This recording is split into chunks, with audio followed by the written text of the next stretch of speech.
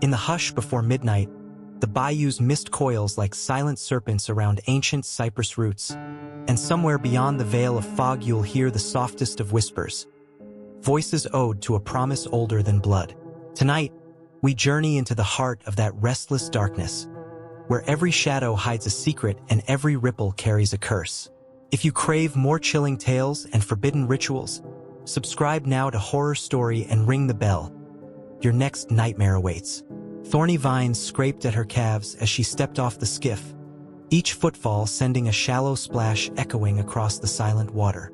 The air, heavy with rot and the sweet tang of decaying magnolia, clung to her skin. Heart pounding, she paused on the old dock's rotting boards, memories twisting in her chest. Childhood laughter echoing beneath that same moss-draped canopy, and her grandmother's warning whisper, "Never linger when the swamp calls." Even before the first candle flicker of that strange phosphorescent light, the bayou seemed alive, its breath a low hiss through the cypress trunks. Then came the chants, soft at first, as if 100 unseen lips murmured in broken Creole, half inviting, half rebuking. They curled around her name, tugging at her blood. A tremor of guilt curled in her gut. Had she abandoned more than just home? As the lights pulsed across the black water, she felt a cold certainty. Something ancient had waited for her return. And tonight, it would no longer be silent. The morning light filtered thinly through the thick canopy of draping Spanish moss, casting the boat shed in a green-gray gloom. Every beam of stray sun seemed muted, as if the swamp itself conspired to swallow the world whole. Clara's heart thudded against her ribs like a frantic drumbeat when she crossed the threshold of her childhood haunt. The boat shed door creaked, protesting a disturbance long overdue, and the scent of stale fish oil and rotted wood rose to greet her. She stepped inside, each footfall sending a puff of dust motes swirling in beams of pale light. The flat-bottomed skiff she and her father once mended lay half-buried beneath scattered burlap sacks and fallen planks. She reached out, brushing her fingers along the boat's warped hull, and for a moment memory flooded in. Her father's laugh as they patched the hull with fresh pine tar, her mother's gentle admonition to be careful with the tools. Now the hull was scarred and patched with time itself, mold creeping across the seams in dark, sickly patches. A sudden rustle overhead made her freeze. Spanish moss drifted, as though something alive had stirred it. Then came the whisper, a single, quivering syllable, so faint she questioned her own ears. "Elvere." Her breath caught. She backed toward the doorway, panic prickling her skin. But the whisper came again, urgent this time, a fleet of hushed voices moaning through the curtains of moss. "Clara, listen." She pressed both hands to her temples, fighting the dizzy swirl of dread. The voices felt ancient, older than her grandmother's journals, older than the settlement itself. They tugged at a buried knot in her memory, something she had never dared to remember. Shaking, Clara forced herself forward, drawn by a terrible curiosity. She crept beneath the moss-laden rafters and settled on the cracked concrete floor. Climbing to her knees, she pried loose a length of timber that hung precariously over the boat. Hidden beneath was a frayed leather satchel, its edges nibbled by rot but still intact. Her pulse thundered as she unfastened the bag's rusted clasp. Inside lay a bundle of faded family photographs tied with a ribbon blackened by time, and beneath them, a brittle parchment scarred with unfamiliar symbols. Hands trembling, she lifted the top photo. It showed her grandmother as a young woman, standing barefoot in a moonlit clearing. Around her, hooded figures held flickering candles. The forest behind them, the same cypress grove that ringed her family's land, loomed like a dark sentinel. Her grandmother's expression was neither joyous nor fearful, but solemn, eyes reflecting a burden Clara had never known. She sifted through more photos. Her mother, hair loose in the wind at the edge of the swamp. Her aunt, clutching a coil of ritual rope. Her father, bowing his head before a massive cypress, its roots twisting like gnarled fingers. Each image whispered secrets, fragments of a ritual designed to bind blood to spirit, to barter protection from the swamp's ancient power. Her fingers brushed the parchment beneath. Unfolding it, She revealed looping script in French Creole and symbols she had only glimpsed in her grandmother's dusty journals. The first line read, Par le sang de nos ancêtres, le murmure est réveillé. By the blood of our ancestors, the whisper is awakened. A cold wave of realization washed over her. This was no mere family tradition. It was a covenant, a pact sealed in darkness. And by coming home, she had stirred its slumbering echoes. A low groan rattled against the boat shed's wooden walls. Clara's breath hitched as the moss outside trembled again, responding to an unseen rhythm. She traced the symbols with a fingernail, each one pulsing in her mind like a heartbeat. Par le sang. Her pulse quickened. She remembered her grandmother's fevered warning. If the ritual fails, the swamp takes what it's owed. At the time, young Clara had shrugged it off as superstition. Now, confronting these relics, she felt the weight of something vast and malevolent pressing in. A sudden gust of wind rattled the shed's boards, snuffing out the fragile calm. The satchel slipped from her grasp and tumbled across the floor. She scrambled after it, heart hammering. When she retrieved it, she noticed droplets of water, black as oil, clinging to the leather. They formed tiny rivulets and then evaporated, leaving no trace but a lingering chill. She wrapped the photographs in parchment back in their ribbon, but before she could retie it, a whisper surged through the moss again, stronger, more insistent. They forgot. They broke the promise. You must remember. Her mouth went dry. She tried to speak, to demand who, what, but her voice was lost in the swell of whispers. They pressed in from all sides, a tide of sorrow and indignation. Suddenly, the shed's atmosphere shifted. The air grew tangible, dense with expectancy, like the moment before a summer storm breaks. Clara stood, clutching the satchel to her chest, and forced herself toward the door. A mosaic of light and shadow danced on the water outside, where the river lapped against the pilings. The shoreline's edge seemed alive.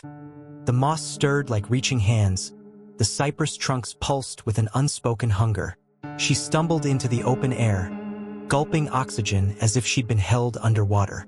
The whispers lingered at the fringe of hearing, but the wind carried them away in spirals. Trembling, Clara sank to the ground, clutching her knees. Tears pricked her eyes, not from fear, but from a sorrow she couldn't name. The idea that her family had bartered their own blood for protection. It cut deeper than any blade. Dawn's pale glow crept across the swamp, revealing the long-forgotten garden beside the boat shed. Once her mother's pride and pleasure, it had long since surrendered to wild overgrowth. Vines strangled the trellised archway, and ferns crowded the stone pathway. Yet, in the center, a single marble sundial stood sentinel, its gnomon pointing accusingly at the sun. With effort, she rose and trudged through ankle-deep mud toward the garden. Each step squished in the mire, echoing like a heartbeat in the hush. As she approached, her gaze fell on another photograph that lay face down beneath a tangle of honeysuckle. Her mother, kneeling by the sundial, candlelight illuminating her profile as she whispered words lost to time. Clara knelt, brushing dirt from the photo. The image rippled with meaning. It was one moment captured, a ritual sacrifice, perhaps a plea for mercy. She flipped it over. On the back was scrawled a warning in her grandmother's precise hand. Do not repeat this. Let the dead rest. Her breath froze. The swamp seemed to exhale around her, steam rising from the mud like spectral fingers. The moss rustled again, and she realized the whispers had shifted, no longer beckoning her deeper, but warning her away. A sudden sense of urgency propelled her to her feet. She tucked the satchel beneath her arm and retreated toward the house, each footstep weighted with dread. Glancing over her shoulder, she saw the garden arch shudder and the sundial's shadow slip an inch, though the sun hadn't moved. Every instinct screamed to run, to abandon this place and its burden. But beneath the terror lay another force: responsibility. Clara straightened her spine. If her family's ancestors had bound themselves to this swamp spirit, then she, by blood and by right, could unbind them or at least learn how. Clara paused on the edge of the garden path, letting the dying whispers fade into the morning mist. She patted the leather satchel, feeling its secret weight. The journey ahead would lead her deeper into her family's darkest legacy, and into the very heart of the Bayou's curse. With a final steadying breath, she squared her shoulders and turned toward the moss-hung doorway of her grandmother's house. Beyond those walls lay journals still unread, answers still unseen, and perhaps then, through a break in the cypress trunks, she saw them. Candles, dozens of them, ringed around the massive base of the ancient cypress. Their flames flickered in uneasy unison, throwing warped shadows across the clearing. As Clara stepped onto the damp leaf litter, the marsh grass whispered around her ankles, as though 1,000 unseen fingers beckoned or warned. The chant rose, a weaving tapestry of voices in Creole and French, each syllable curling into the next. Espri dlo, tan nu, po labib nu, nu offri, asterisk, Spirit of the waters, hear us, for our prosperity, we offer. The words wore a slow, hypnotic rhythm, coiling around Clara's resolve. She advanced until the lantern's glow touched the circle's center, revealing the gnarled roots of the cypress, black as ink, twisting like skeletal arms. At the base lay offerings from generations past. Rusted farming tools, animal bones bleached white, and the faded knotted rope Clara had seen in her grandmother's box. She swallowed, steeling herself. This was the heart of the pact, the place where her ancestors had knelt in darkness and pled with the Whispering One. The lips of the pit, half buried in leaf mold, seemed to pulse, as if breathing. A faint, phosphorescent sheen glimmered on the cypress bark, like wet skin catching the lantern light. Clara placed her lantern on a flat stone, its glow steady. She drew out the parchment with the ritual instructions, unfolding it carefully so the candle's light wouldn't set it ablaze. The night air felt charged, electric, every hair on her arms standing to attention. She recited the vow under her breath, voice raw but resolute. By the blood that first called you, I come to fulfill what was promised, yet not by another's life but by mine. Hear me, Spirit of the Bayou. Her pulse pounded in her ears as she anointed the knife's blade on her palm, drawing 3 careful drops of blood. The metal hissed as each drop fell, and Clara felt an almost audible gasp from the swamp. The chanting faltered, voices trembled, uncertain. Then a silence like sudden death fell. The flames of every candle shuddered and died, leaving Clara alone in near-total blackness, save for her lantern's flame. She sensed the spirit's presence before she saw it. A pressing weight in the air, a low vibration through her bones. The mist coiled around her legs, spiraling upward like smoke from a funeral pyre. A rasping voice echoed, born from the tree's trunk and the earth beneath. Blood of kin, promise broken. Why do you come? Clara steadied her voice. I come to free my family from the debt you claim, she said, her words echoing unnaturally. I offer my life in place of theirs, but I demand an end. Release me, and let the curse die. The air rippled, and the mist coalesced into form. A tall, slender figure draped in dripping moss, features obscured by shadow, eyes glowing faintly like distant lanterns. It hovered above the offerings, limbs swaying as if caught in an unseen current. Every inch of it breathed a hunger older than memory. A low laugh rolled across the clearing, like wind rattling broken tombstones. You offer yourself? It rasped. You think mortal flesh will sate me? Clara swallowed past a lump of fear. If you keep your promise, I welcome death. But if you break it, take your due.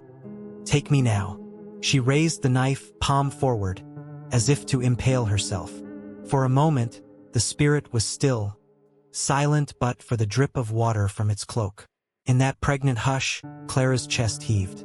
She felt guilt for the children her ancestors had sacrificed, sorrow for every life lost by this merciless bargain. She clutched the knife tighter, willing herself not to falter. Suddenly, the spirit lunged, not at her body, but at her arm. A chill like 1,000 needles bit into her flesh, and she gasped. The lantern fell, its light skittering across the cypress roots before sputtering out. She plunged into darkness, save for the spirit's sickly glow. Do you know the cost of a covenant? It whispered, voice like rust on iron. Your grandmother tricked me, burned records, withheld words, but the pact endures beyond parchment. Clara forced a gasp. Then tell me, what word breaks the bond? She demanded. What phrase, what action? A rustle of dying candles flared to life, one by one, revealing the circle anew. The spirit drifted closer, mist swirling at its feet. There is no unmaking what was wrought in blood, it intoned. But there is balance, if you have the courage to pay the true price. Clara's mind raced. The journal had hinted at loopholes, substitution, mercy, relinquishment. She whispered the old tongue she'd practiced in secret, voice trembling. Mwen libera, mwen offri. I release, I offer. At her words, the spirit recoiled, hissing like venom on stone. The candles guttered again, stretching their shadows long across the clearing. Clara felt tears blur her vision. Tears for her ancestors, tears for the innocent, tears for the promise she could not keep. And what is that price? She pressed. The ground beneath the cypress shifted. Roots writhed, breaking through soil like serpents. The spirit's form flickered, unstable. Your blood alone cannot suffice, it replied. To end the cycle, you must willingly give up what you hold most dear and bind it, heart, mind, and spirit, to this place forever. Clara's breath stuttered. My heart? My life? You mean I become part of this swamp? A whisper, soft and terrible, drifted from the tree's hollow, as though the cypress itself spoke. Only then will the debt be balanced. Only then will the whisper fall silent. Her knees buckled, yet, beneath her ribs, a new rhythm pulsed. The Bayou's heartbeat, shared now with her own. The ritual had worked. The candle circle lay cold and empty, the stump of the gnarled cypress stripped clean of offerings. The whispering one had accepted her vow. But at what cost? Clara knelt on the damp grass, fingers brushing the mud where she had spoken the ancient words. Her palm came away stained, not with blood this time, but something. She sat in her grandmother's chair, knees drawn beneath her chin, and let the quiet press in. Thoughts tumbled. Relief that her family was safe, sorrow for the children and creatures offered in generations past, and an abiding question. What future lay ahead for her, now bound to these black waters? Clara clasped her hands over her heart, feeling the steady thrum that was no longer wholly her own. She closed her eyes, listening to the slow, sure pulse, and in the silence, she found something like peace. When she opened her eyes again, she touched the journals and ledgers with care. One by one, she began copying passages into a new notebook, the true history of her family's pact, the names of those lost, and the exact words of her vow. She would keep this record safe. Perhaps one day someone might learn how to lift her burden. Or perhaps this would be the last testament of a line of guardians. Hours passed, the candle flickering down to its stub. Clara ventured outside again, stepping onto the porch as evening shadows gathered. The bayou's darkness stretched before her, vast and unknowable. In that dim light, she saw it. A single ripple on the still water, as if something moved just beneath the surface, watching, waiting. Her breath caught. A chill slid over her as the ripple widened and then stilled. It was neither threat nor invitation, but a reminder. The pact endured, and so did the spirit. Clara squared her shoulders and lifted her chin. Though the weight of the covenant pressed upon her, she would carry it with honor. She was both protector and prisoner, bound by blood and by promise, yet steeled to guard her family's legacy. Stepping back into the house, she turned toward the camera she'd set up on the porch, her own eyes lined with moonlight and determination. Thank you for joining me on this journey into the Bayou's heart, she began, voice low and steady. The whispers may have fallen silent for now, but the darkness endures, and so I will endure with it. If you felt the chill of these waters and crave more forbidden tales, subscribe to Horror Story and ring that bell. Share your thoughts below. Do you think Clara's sacrifice will hold? Comment, and let's keep the whispers alive together. The candle guttered once, then burned on. Outside, the bayou exhaled, and somewhere, distant frogs sang in twilight chorus. Clara watched them, a silent guardian in a haunted land, her burden inherited, her fate entwined, her story just beginning.